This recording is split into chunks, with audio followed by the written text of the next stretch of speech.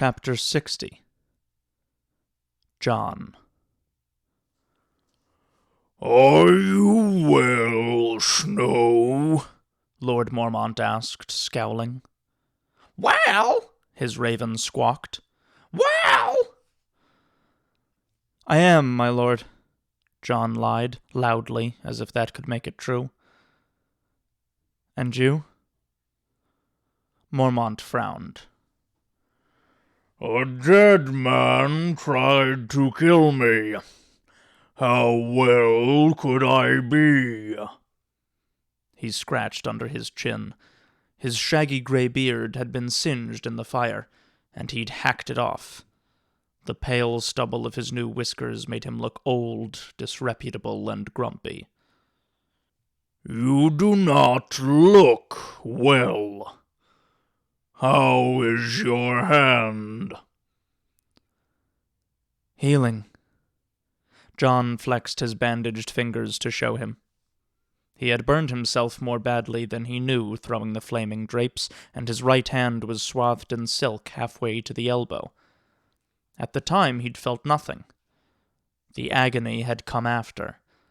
His cracked red skin oozed fluid, and fearsome blood blisters rose between his fingers, big as roaches. The maester says I'll have scars, but otherwise the hand should be as good as it was before.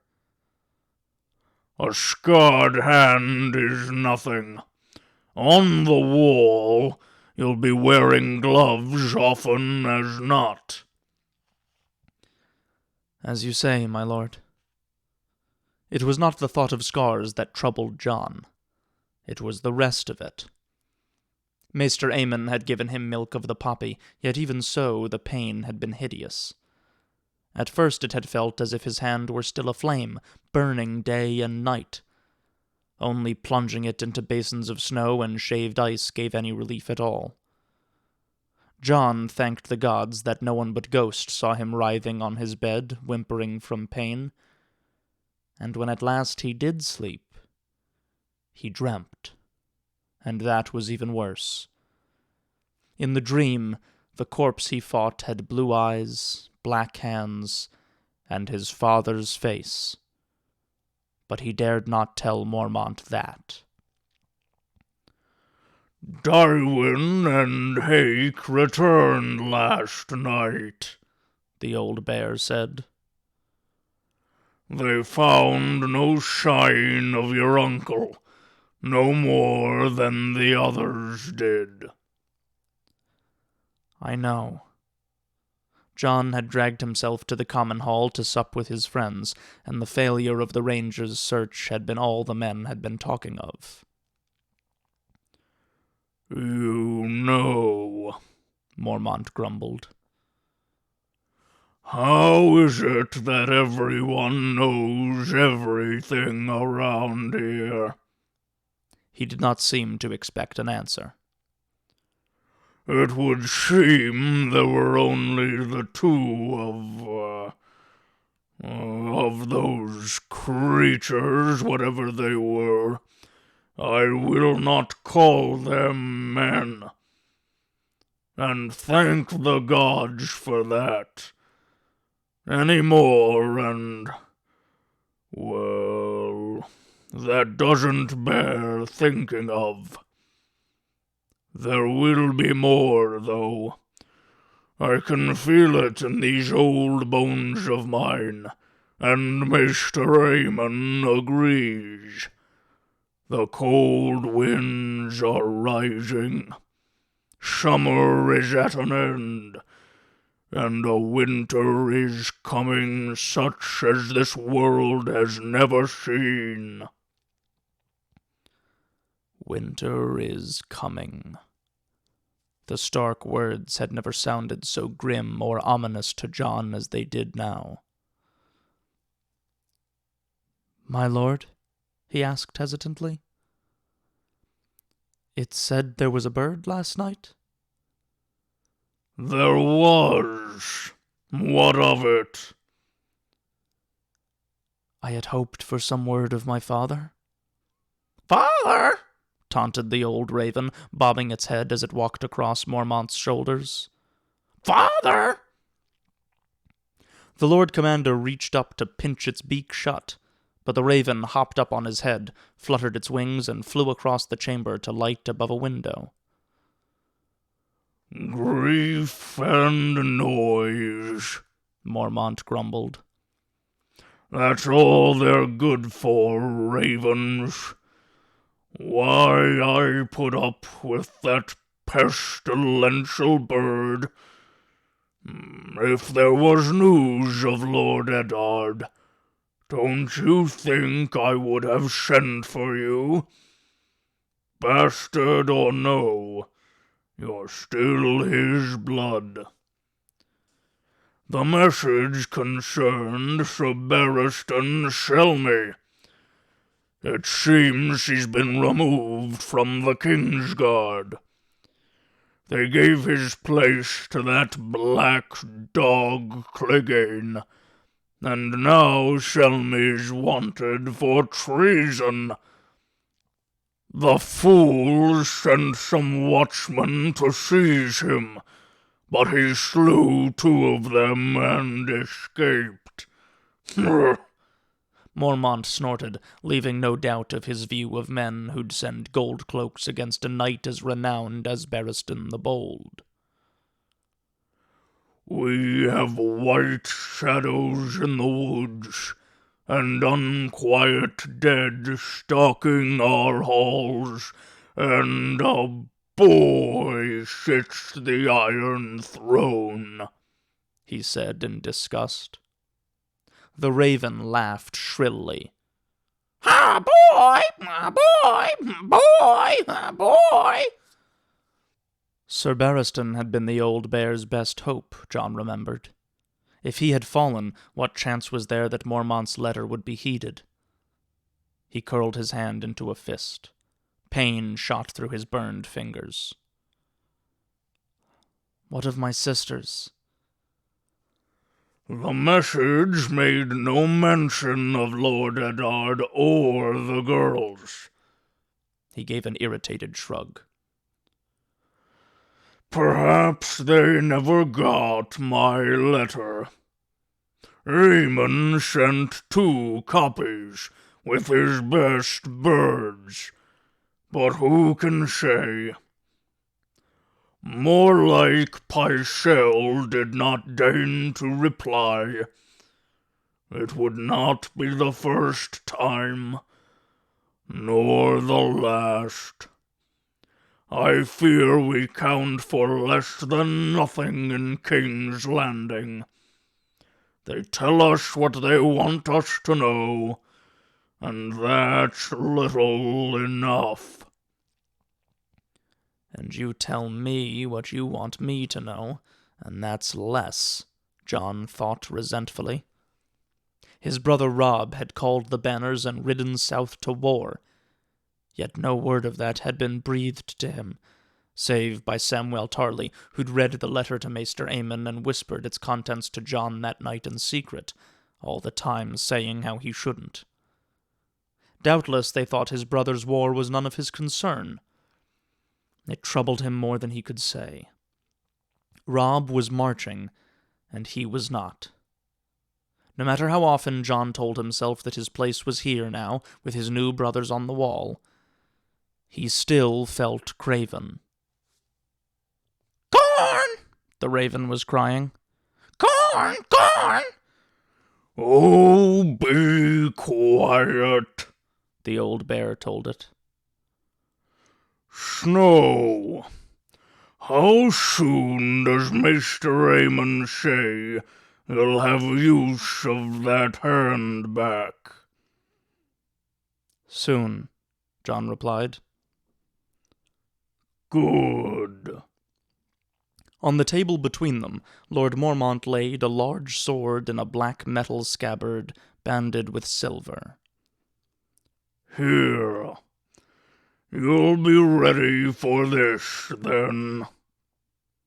The raven flapped down and landed on the table, strutting toward the sword, head cocked curiously. John hesitated. He had no inkling what this meant. "My lord?" The fire melted the silver off the pommel and burnt the crossguard and grip. Well, dry leather and old wood. What could you expect? The blade, now. You'd need a fire 100 times as hot to harm the blade." Mormont shoved the scabbard across the rough oak planks. "I had the rest made anew. Take it." "Take it!" echoed his raven, preening. "Take it! Take it!" Awkwardly, John took the sword in hand. His left hand. His bandaged right was still too raw and clumsy. Carefully, he pulled it from its scabbard and raised it level with his eyes. The pommel was a hunk of pale stone, weighted with lead to balance the long blade. It had been carved into the likeness of a snarling wolf's head, with chips of garnet set into the eyes. The grip was virgin leather, soft and black, as yet unstained by sweat or blood. The blade itself was a good half-foot longer than those John was used to, tapered to thrust as well as slash, with 3 fullers deeply incised in the metal. Where ice was a true 2-handed greatsword, this was a hand and a halfer, sometimes named a bastard sword. Yet the wolf sword actually seemed lighter than the blades he had wielded before. When John turned it sideways, he could see the ripples in the dark steel where the metal had been folded back on itself again and again. "This is Valyrian steel, my lord," he said wonderingly. His father had let him handle ice often enough. He knew the look, the feel. "It is," the old bear told him. "It was my father's sword, and his father's before him. The Mormonts have carried it for 5 centuries. I wielded it in my day, and passed it on to my son when I took the black." He is giving me his son's sword. John could scarcely believe it. The blade was exquisitely balanced. The edges glimmered faintly as they kissed the light.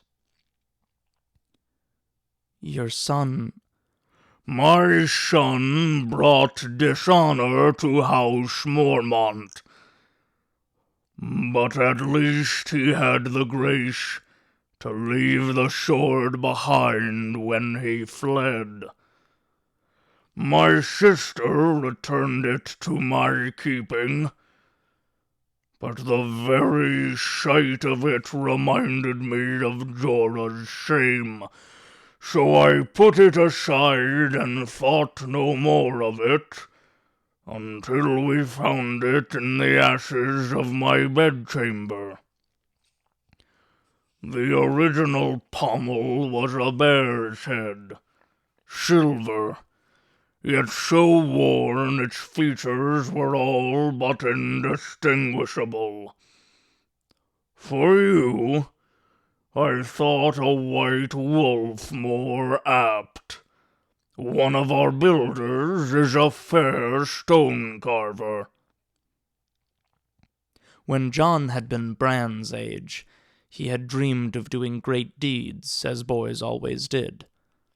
The details of his feats changed with every dreaming, but quite often he imagined saving his father's life.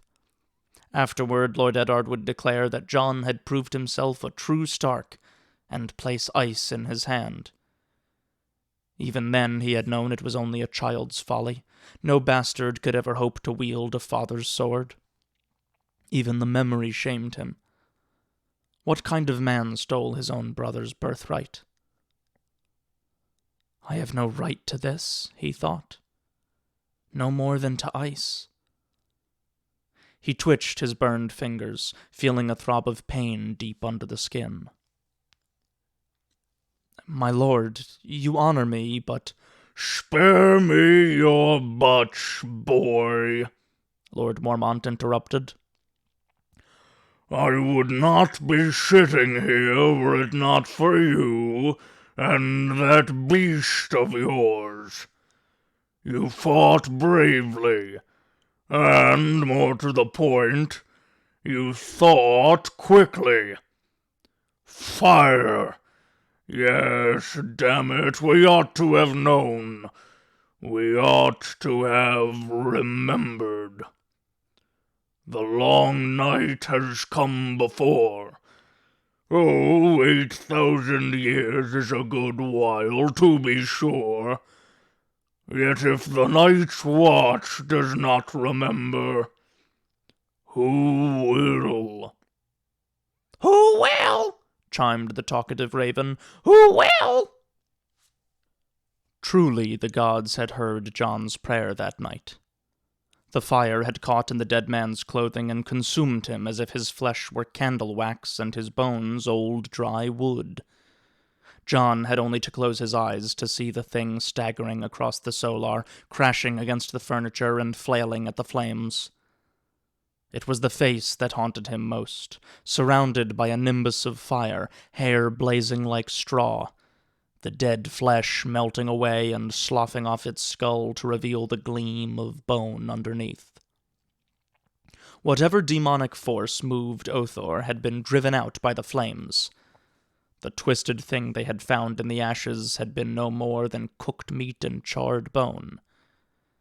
Yet in his nightmare he faced it again, and this time the burning corpse wore Lord Eddard's features. It was his father's skin that burst and blackened, his father's eyes that ran liquid down his cheeks like jellied tears. John did not understand why that should be, or what it might mean, but it frightened him more than he could say. A sword small payment for a life, Mormont continued. Take it. I'll hear no more of it. Is that understood? Yes, my lord. The soft leather gave beneath John's fingers, as if the sword were molding itself to his grip already. He knew he should be honored, and he was. And yet— He is not my father. The thought leapt unbidden to John's mind. Lord Eddard Stark is my father. I will not forget him, no matter how many swords they give me. Yet he could scarcely tell Lord Mormont that it was another man's sword he dreamt of. I want no courtesies either, Mormont said. So thank me no thanks. Honor the steel with deeds, not words. John nodded. Does it have a name, my lord? It did, once. Longclaw, it was called. Claw! The raven cried. Claw! Longclaw is an apt name. John tried a practice cut. He was clumsy and uncomfortable with his left hand, yet even so, the steel seemed to flow through the air as if it had a will of its own.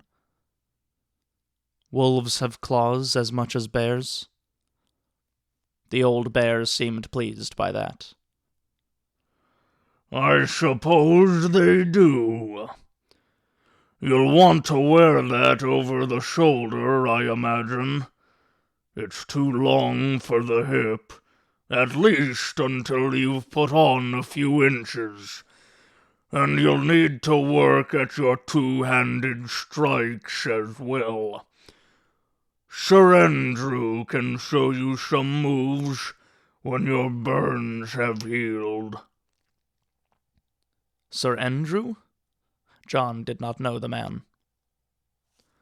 Sir Andrew Tarth, a good man. He's on his way from the Shadow Tower to assume the duties of Master-at-Arms. Sir Alistair Thorne left yestermorn for Eastwatch by the sea. John lowered the sword. Why? He said stupidly. Mormont snorted.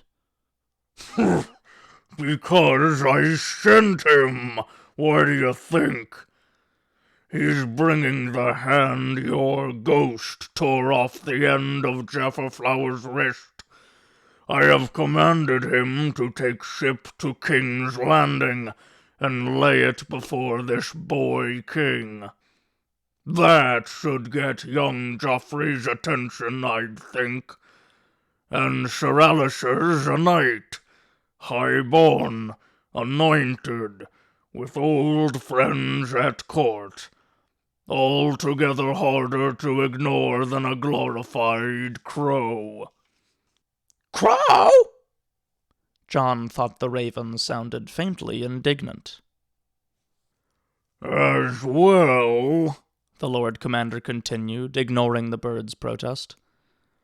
It puts 1,000 leagues twixt him and you, without it seeming a rebuke.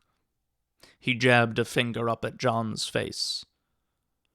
And don't think this means I approve of that nonsense in the common hall. Valor makes up for a fair amount of folly, but you're not a boy anymore, however many years you've seen. That's a man's sword you have there, and it will take a man to wield her. I'll expect you to act the part, henceforth. Yes, my lord. John slid the sword back into the silver-banded scabbard. If not the blade he would have chosen, it was nonetheless a noble gift, and freeing him from Alistair Thorne's malignance was nobler still. The old bear scratched at his chin. I had forgotten how much a new beard itches, he said. Well, no help for that. Is that hand of yours healed enough to resume your duties? Yes, my lord. Good. The night will be cold. I'll want hot spice wine. Find me a flagon of red, not too sour, and don't skimp on the spices. And tell Hob that if he sends me boiled mutton again, I'm like to boil him. That last haunch was grey. Even the bird wouldn't touch it. He stroked the raven's head with his thumb, and the bird made a contented, quarking sound. Away with you. I've work to do. The guards smiled at him from their niches as he wound his way down the turret stair, carrying the sword in his good hand. Sweet steel, one man said. You earned that, Snow, another told him. John made himself smile back at them, but his heart was not in it. He knew he should be pleased, yet he did not feel it. His hand ached, and the taste of anger was in his mouth, though he could not have said who he was angry with or why. 6 of his friends were lurking outside when he left the King's Tower, where Lord Commander Mormont now made his residence. They'd hung a target on the granary doors, so they could seem to be honing their skills as archers, but he knew lurkers when he saw them. No sooner did he emerge than Pip called out, Well, come about. Let's have a look. At what? John said. Toad sidled close. Your rosy butt cheeks. What else? The sword, Gren stated. We want to see the sword. John raked them with an accusing look. You knew. Pip grinned. We're not all as dumb as Gren. You are so, insisted Gren. You're dumber. Halder gave an apologetic shrug. I helped Pate carve the stone for the pommel, the builder said. And your friend Sam bought the garnets in Molestown. We knew even before that, though, Gren said. Rudge has been helping Donal Noy in the forge. He was there when the old bear brought him the burnt blade. The sword! Matt insisted. The others took up the chant. The sword! The sword! The sword! John unsheathed Longclaw and showed it to them, turning it this way and that so they could admire it. The bastard blade glittered in the pale sunlight, dark and deadly. Valyrian steel, he declared solemnly, trying to sound as pleased and proud as he ought to have felt. I heard of a man who had a razor made of Valyrian steel, declared Toad. He cut off his head trying to shave. Pip grinned. The Night's Watch is thousands of years old, he said. But I'll wager Lord Snow's the first brother ever honored for burning down the Lord Commander's tower. The others laughed, and even John had to smile. The fire he'd started had not, in truth, burned down that formidable stone tower, but it had done a fair job of gutting the interior of the top 2 floors, where the old bear had his chambers. No one seemed to mind that very much, since it had also destroyed Other's murderous corpse. The other wight, the one-handed thing that had once been a ranger named Jaffer Flowers, had also been destroyed, cut near to pieces by a dozen swords. But not before it had slain Sir Jeremy Riker and 4 other men. Sir Jeremy had finished the job of hacking its head off, yet had died all the same when the headless corpse pulled his own dagger from its sheath and buried it in his bowels. Strength and courage did not avail much against foemen who would not fall because they were already dead. Even arms and armor offered small protection. That grim thought soured John's fragile mood. I need to see Hob about the old bear's supper, he announced brusquely, sliding Longclaw back into its scabbard. His friends meant well, but they did not understand. It was not their fault, truly. They had not had to face Othor. They had not seen the pale glow of those dead blue eyes, had not felt the cold of those dead black fingers, nor did they know of the fighting in the Riverlands. How could they hope to comprehend?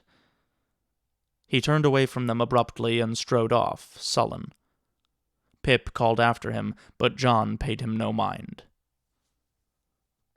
They had moved him back to his old cell in tumble-down Hardin's tower after the fire, and it was there he returned. Ghost was curled up asleep beside the door, but he lifted his head at the sound of John's boots. The direwolf's red eyes were darker than Garnet's and wiser than men. John knelt, scratched his ear, and showed him the pommel of the sword. Look, it's you. Ghost sniffed at his carved stone likeness and tried a lick. John smiled. You're the one deserves an honor, he told the wolf. And suddenly he found himself remembering how he'd found him that day in the late summer snow. They had been riding off with the other pups, but John had heard a noise and turned back, and there he was, white fur almost invisible against the drifts. He was all alone, he thought, apart from the others in the litter. He was different, so they drove him out. John? He looked up. Samwell Tarley stood rocking nervously on his heels. His cheeks were red, and he was wrapped in a heavy fur cloak that made him look ready for hibernation. "Sam." John stood. "What is it? Do you want to see the sword?" If the others had known, no doubt Sam did too. The fat boy shook his head. "I was heir to my father's blade once," he said mournfully. "Heartsbane. Lord Randall let me hold it a few times, but it always scared me. It was Valyrian steel, a beautiful, but so sharp, I was afraid I'd hurt one of my sisters. Dickon will have it now." He wiped sweaty hands on his cloak. Maester Aemon wants to see you." It was not time for his bandages to be changed. John frowned suspiciously. "Why?" he demanded. Sam looked miserable. That was answer enough. "You told him, didn't you?" John said angrily. "You told him that you told me." John, I didn't want to. He asked. I think he knew. He sees things no one else sees." "He's blind," John pointed out forcefully, disgusted. "I can find the way myself." He left Sam standing there, open-mouthed and quivering. He found Maester Aemon up in the rookery, feeding the ravens. Clydas was with him, carrying a bucket of chopped meat as they shuffled from cage to cage.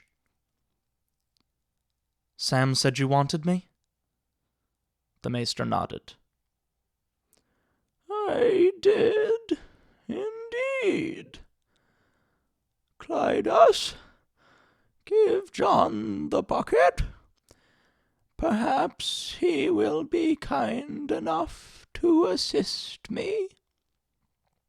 The hunched, pink-eyed brother handed John the bucket and scurried down the ladder.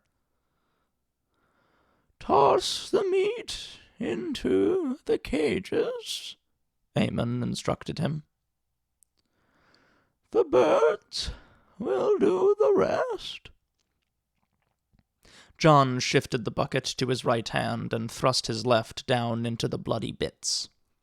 The ravens began to scream noisily and fly at the bars, beating at the metal with night-black wings. The meat had been chopped into pieces no larger than a finger joint. He filled his fist and tossed the raw red morsels into the cage, and the squawking and squabbling grew hotter. Feathers flew as two of the larger birds fought over a choice piece. Quickly, John grabbed a second handful and threw it in after the first. "Lord Mormont's raven likes fruit and corn." "He is a rare bird," the Maester said. "Most ravens will eat grain, but they prefer flesh. It makes them strong, and I fear they relish the taste of blood. In that they are like men. And like men, not all ravens are alike." John had nothing to say to that. He threw meat, wondering why he'd been summoned. No doubt the old man would tell him in his own good time. Maester Aemon was not a man to be hurried. "Doves and pigeons can also be trained to carry messages," the Maester went on.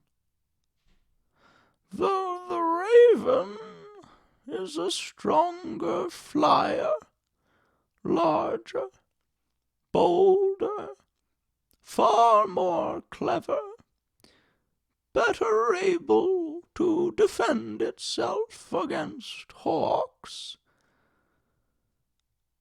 Yet ravens ravens are black, and they eat the dead. So some godly men abhor them. Baylor the Blessed tried to replace all the ravens with doves. Did you know? The maester turned his white eyes on John, smiling. The Night's Watch prefers ravens. John's fingers were in the bucket, blood up to the wrist. Tywin says the wildlings call us crows, he said uncertainly. The crow is the raven's poor cousin. They are both beggars in black, hated and misunderstood. John wished he understood what they were talking about and why. What did he care about ravens and doves? If the old man had something to say to him, why couldn't he just say it? John, did you ever wonder why the men of the Night's Watch take no wives and father no children? Maester Aemon asked. John shrugged. No. He scattered more meat. The fingers of his left hand were slimy with blood, and his right throbbed from the weight of the bucket. So they will not love, the old man answered. For love is the bane of honor, the death of duty. That did not sound right to John, yet he said nothing. The maester was 100 years old, and a high officer of the Night's Watch. It was not his place to contradict him. The old man seemed to sense his doubts. Tell me, John, if the day should ever come when your Lord Father must needs choose between honor on the one hand and those he loves on the other, what would he do? John hesitated. He wanted to say that Lord Eddard would never dishonor himself, not even for love. Yet inside a small, sly voice whispered, "He fathered a bastard. Where was the honor in that? And your mother, what of his duty to her? He will not even say her name." "He would do what was right," he said, ringingly, to make up for his hesitation. "No matter what." Then Lord Eddard is a man in 10,000. Most of us are not so strong. What is honor compared to a woman's love? What is duty against the feel of a newborn son in your arms, or the memory of a brother's smile? Wind and words, wind and words. We are only human, and the gods have fashioned us for love. That is our great glory, and our great tragedy. The men who formed the Night's Watch knew that only their courage shielded the realm from the darkness to the north. They knew they must have no divided loyalties to weaken their resolve. So they vowed they would have no wives nor children. Yet brothers they had, and sisters, mothers who gave them birth, fathers who gave them names. They came from 100 quarrelsome kingdoms, and they knew times may change, but men do not. So they pledged as well that the Night's Watch would take no part in the battles of the realms it guarded. They kept their pledge. When Aegon slew Black Heron and claimed his kingdom, Heron's brother was Lord Commander on the Wall with 10,000 swords to hand. He did not march. In the days when the 7 kingdoms were 7 kingdoms, not a generation passed that 3 or 4 of them were not at war. The Watch took no part. When the Andals crossed the narrow sea and swept away the kingdoms of the first men, the sons of the fallen kings held true to their vows and remained at their posts. So it has always been, for years beyond counting. Such is the price of honor. A craven can be as brave as any man when there is nothing to fear. And we all do our duty when there is no cost to it. How easy it seems, then, to walk the path of honor. Yet soon or late in every man's life comes a day when it is not easy, a day when he must choose. Some of the ravens were still eating, long stringy bits of meat dangling from their beaks. The rest seemed to be watching him. Jon could feel the weight of all those tiny black eyes. And this is my day. Is that what you're saying? Maester Aemon turned his head and looked at him with those dead white eyes. It was as if he were seeing right into his heart. Jon felt naked and exposed. He took the bucket in both hands and flung the rest of the slops through the bars. Strings of meat and blood flew everywhere, scattering the ravens. They took to the air, shrieking wildly. The quicker birds snatched morsels on the wing and gulped them down greedily. Jon let the empty bucket clang to the floor. The old man laid a withered, spotted hand on his shoulder.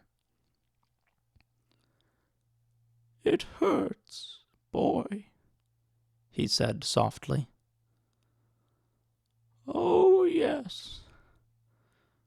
Choosing.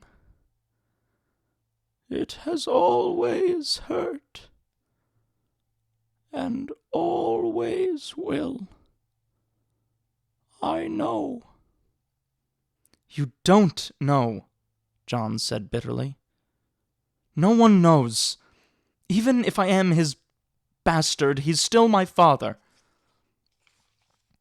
Maester Aemon sighed. "Oh, have you heard nothing I've told you, John? Do you think you are the first?" He shook his ancient head, a gesture weary beyond words.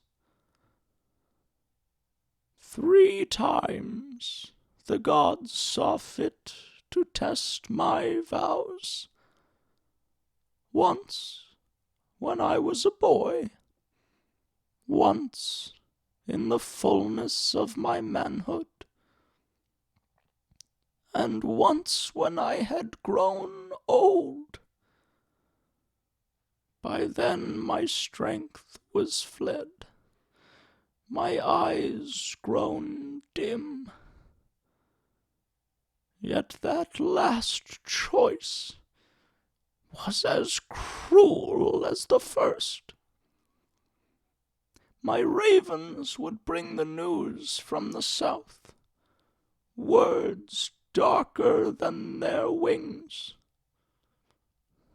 The ruin of my house, the death of my kin, disgrace and desolation. What could I have done?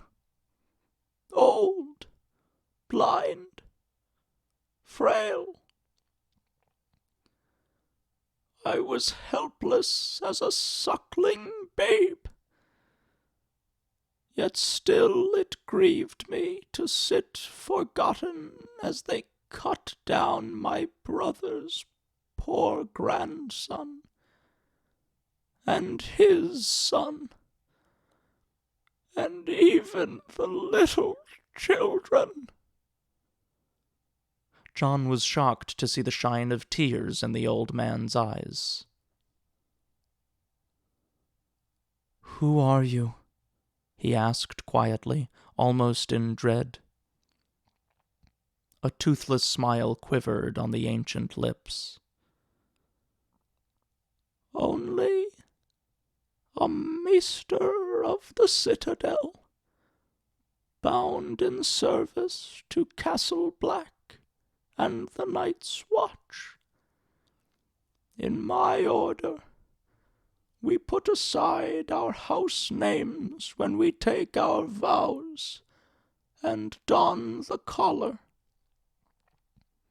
The old man touched the maester's chain that hung loosely around his thin, fleshless neck. "My father was Maekar, the first of his name, and my brother Aegon reigned after him in my stead. My grandfather named me for Prince Aemon the Dragon Knight, who was his uncle, or his father, depending on which tale you believe. Aemon, he called me." "Aemon Targaryen?" John could scarcely believe it. "Once," the old man said.